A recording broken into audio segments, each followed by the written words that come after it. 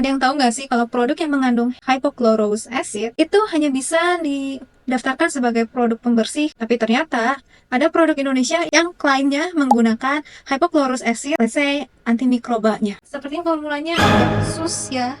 Jadi mari kita bahas. Hai, aku Emmy, cosmetic scientist yang suka bahas soal kosmetik dan skincare yang gak pernah dibahas oleh expert atau dokter manapun.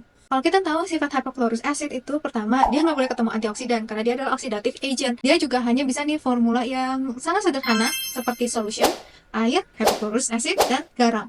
Tapi ada yang heran dari list ini, dan bahkan aku sampai nanya teman-teman aku yang cosmetic scientist, everybody said that,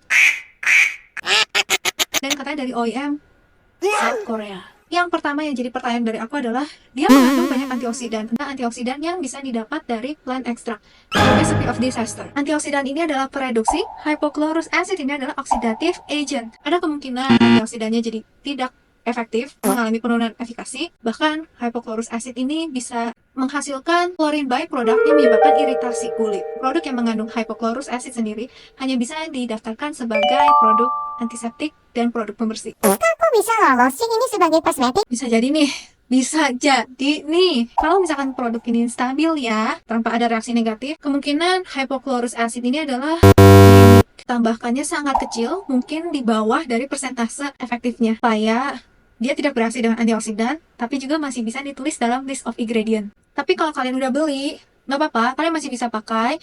Tapi ya, ini fungsinya hanya sebagai hidrasi, dan kalau soal antioksidannya mungkin ada penurunan seiring waktu ya. Kalau misalkan sifat antimikrobial dari hypochlorous acid, kemungkinan nggak ada. Share juga ke teman kamu yang pakai produk mengandung hypochlorous acid.